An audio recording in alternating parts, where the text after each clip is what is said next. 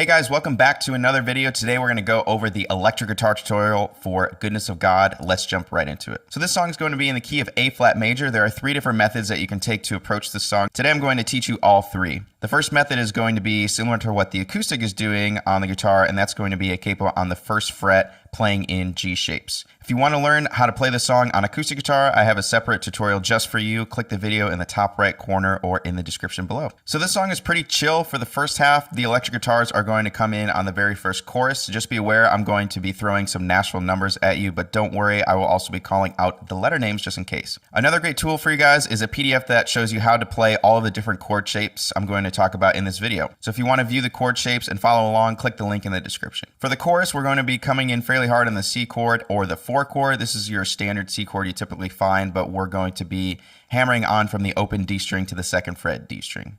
Sounds like this.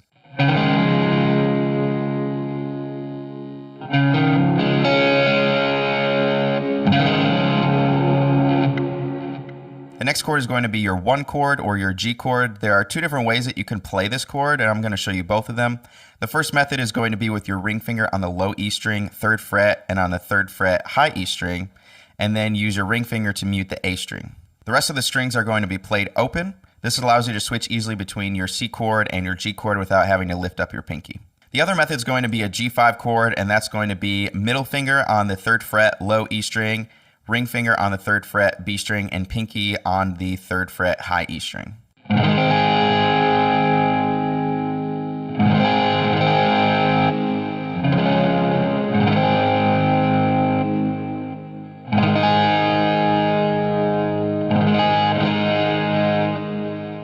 Now that you know your G and C shapes, we're already halfway there on our chords. The next chord in the chorus progression is going to be your D chord or your 5 chord. There are also two ways you can play this chord. The first way is the exact same shape that you play your C chord, but it's 2 frets above. So basically shift your whole C chord up 2 frets, and now you have your 5 chord or your D chord. Sounds like this.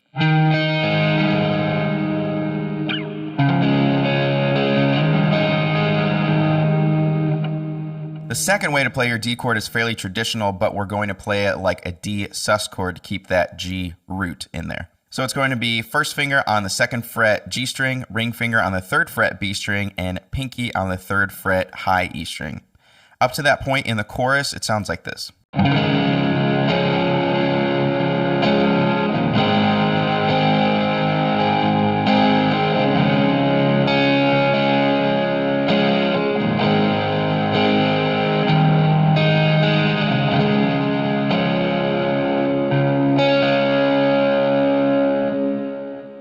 Towards the end of the chorus is going to be a walk down starting with your G chord or your 1 chord. And it's just a walk down on the low E string. It's going to be 3rd fret, 2nd fret, and then open. This is where we add in the last chord. That's the E minor or our 6th chord. It's going to be open E, 1st and 2nd finger on the A and D strings, open B and G string, and pinky on the high E string. Up to that point, it sounds like this.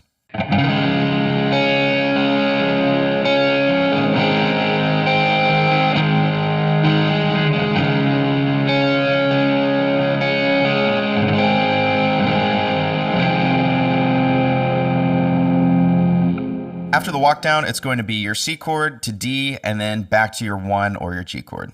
Now we've made it to verse 2. The chord progression is going to be G, C, G, and then a walk down to E minor, and then C and D. Up to that point, it sounds like this.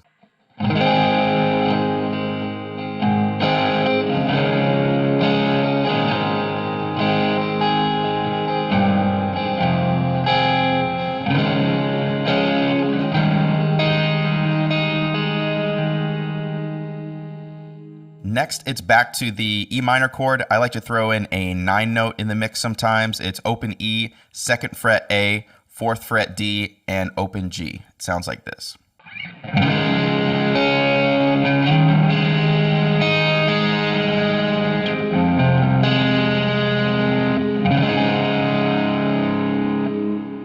So in the verse it goes E minor, C, G, walk down to the E minor, then C, D, and back to G. After that, we hit the chorus again and then go straight into the bridge. The first chord is going to be called a 1/3 chord. It's going to be your G5 shape with no low G note and adding your first finger to the 2nd fret A string. That chord looks like this.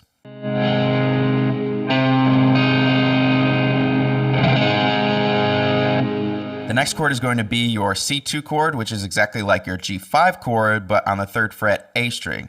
And then finish off the progression with a D sus chord and back to the G chord or your 1 chord. The first part of that progression sounds like this.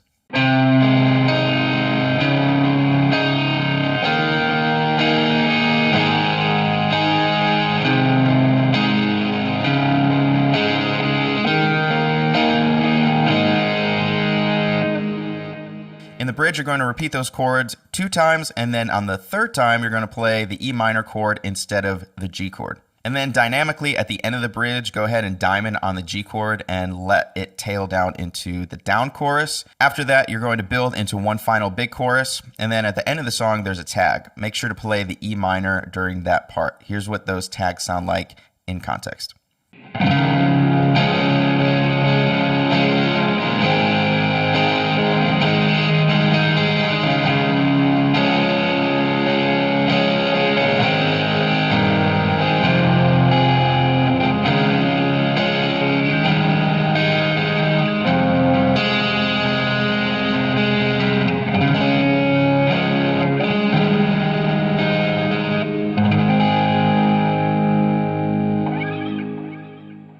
We made it to the end of method 1. If you want to dive deeper and learn this song for this Sunday, you should totally check out the Goodness of God Survival Kit. The course comes with a complete lead guitar lesson, rhythm guitar lesson, and acoustic guitar lesson. In addition, I've included 5 custom licks that you could possibly play with guitar tabs and guitar profiles in all song keys. Lastly, included is the electric guitar and acoustic guitar patches for the Line 6 Helix, HX Stomp, HX Effects, and Pod Go for you. If you don't have any of these units, don't worry, I've got you covered. Included is a module where I break down the pedal and amp settings you'll need to completely nail this song. The link is down below in the description or in the top right corner. Now let's move on to method 2, capoed on the 6th fret this time. Starting off in the first chorus again after verse 1.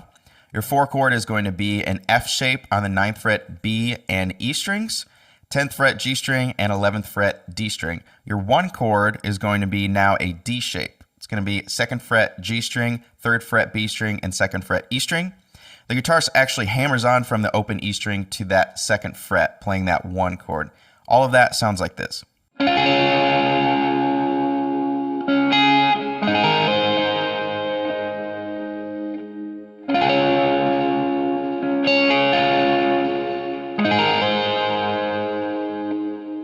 Your 5 chord is going to be an A shape on the 2nd fret, D, G, and B strings.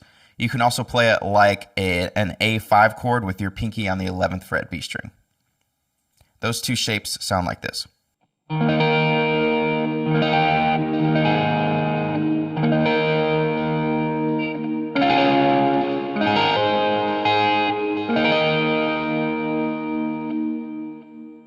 Now for the walk down part, you're going to outline the notes on the top of your 1 chord or your D chord.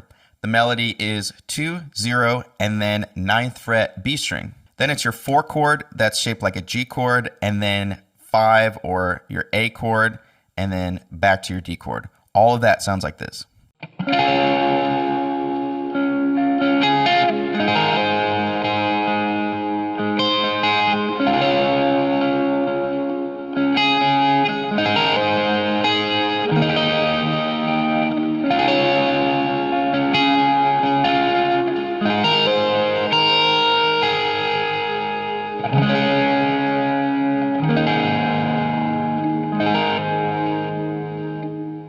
You can go ahead and play your D chord like this. Hammer on from the 2nd to 4th fret D string, and then 2nd fret G string and 3rd fret B string. It's also known as a first inversion shape, like this.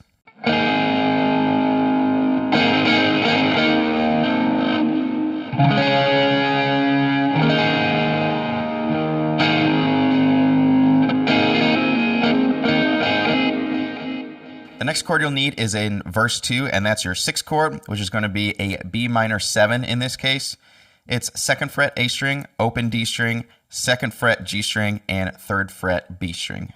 That all sounds like this in context.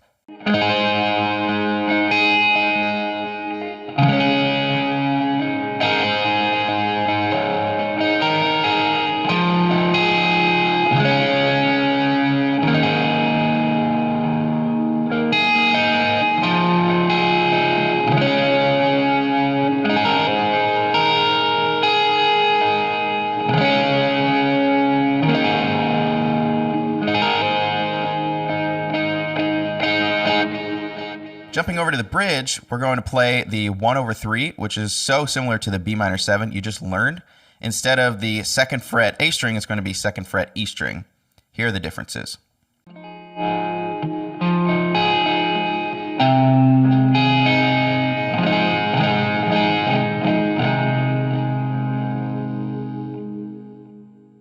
So that bridge is going to be 1/3, G, A, and then D, repeated except for that 3rd time again where you go to your 6th chord, which in this case is going to be your B minor 7. Here's what that sounds like.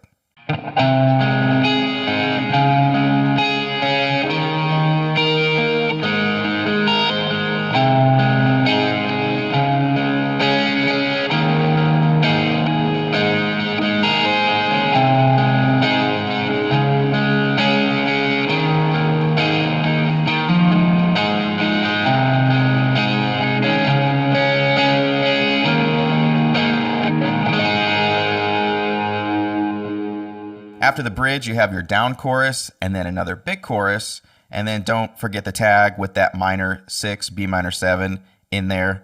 And once you get it from that point, you're golden. Well, we've made it to the end of method 2. If you want to see it in action, go ahead and click the top right corner or in the description below. The third method has to do with more of the fun stuff, which is more noodling around, starting off in verse 2 and then onward throughout the song. Personally, if you're going to throw in some super tasty guitar licks, verse 2 of most worship songs is usually the best spot to put those riffs. So what I'm going to do is I'm going to teach you the chorus, and then I'll give you 5 of my favorite licks that work perfectly for this song. Typically what I would do if I'm the only guitarist on stage, I'll capo 1 and then play more of a lead that sounds somewhere in between chords and single notes. They're called 6th intervals, and they remind me a lot of John Mayer type of licks. The 4 chord is going to be on the 6th fret D and B strings. The 1 chord is going to be the 10th fret D string and 9th fret B string. Up to that point, it sounds like this for the chorus.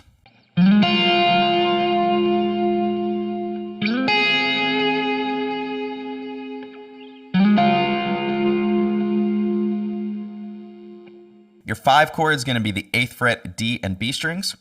Here's the walk down. It's going to be 13th fret D and B strings to the 11th fret B string, back to the 10th fret D string and 9th fret B string, and then your chords are 4, 5, and then back to 1. All that together sounds like this.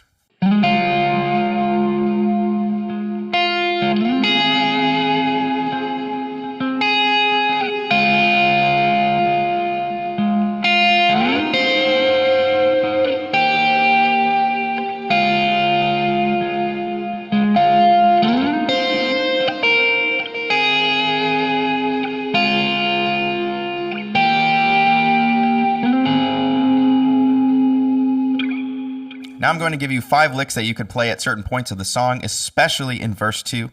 Now I took the liberty to tab all these custom licks out in every key, both in PDF and Guitar Pro format, so you can either sign up for my tab membership or get the Goodness of God survival kit to grab these for yourself. Lick number 1 sounds like this.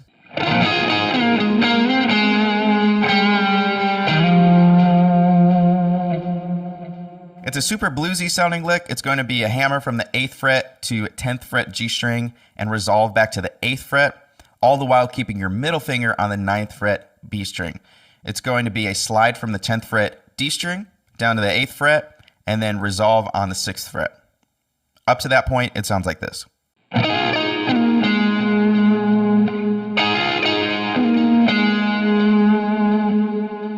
Then you're going to walk it back up by sliding on the 8th to 10th fret D string and then back to the 6th fret. Then it's a half bend on the 5th fret and then resolve from that point. Your last note is going to be then on the 8th fret A string. Put all those together and it sounds like this.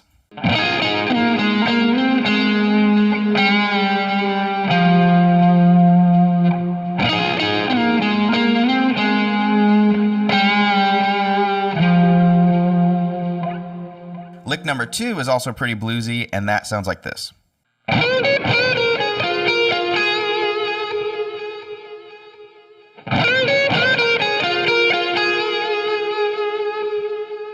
It's going to be a full bend on the 11th fret B string and pick the 9th fret E string, and then another full bend on the 11th, resolving to the 9th fret. Sounds like this.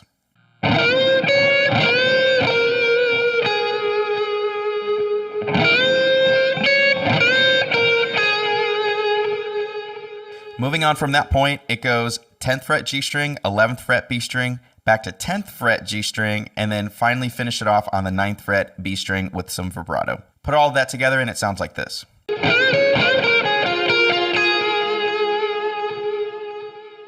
Moving on to lick number 3, it sounds like this.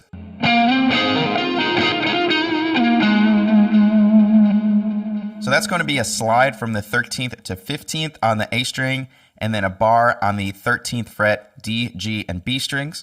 Then it's a hammer and a pull off to the 15th back to the 13th G string.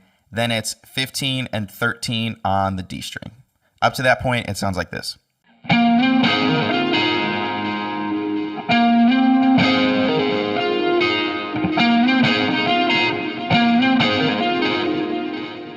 Then it's going to be that same hammer-on motion from the 13th to 15th D string twice and back to the 13th fret D string, and then finish it off with a slide to the 13th and then the 11th fret A string.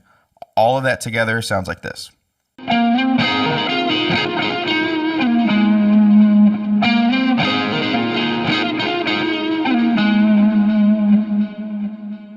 Here's what lick number 4 sounds like.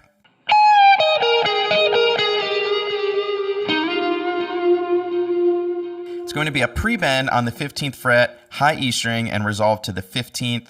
Then it's 16th fret B string, and then 15, 13 G string, back to the 16th fret B string, and then 15, 13 again. Up to that point, it sounds like this.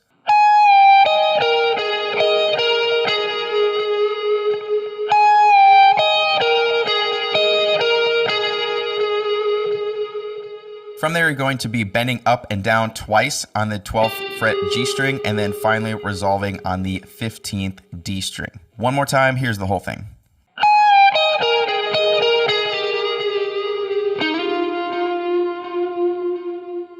Lick number 5 is a really cool lick once you get the hang of it. Here's what it sounds like in context.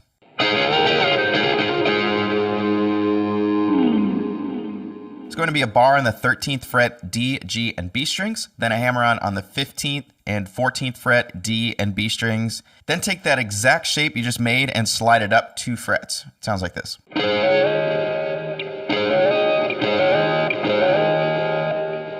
Then you're going to do the reverse of that. Starting on the 17th, 15th, 16th frets on the D, G, and B strings, slide down 2 frets. Then pull off to the 13th fret and hammer on those notes twice before resolving to the 13th fret, D, G, and B strings. All that together sounds like this.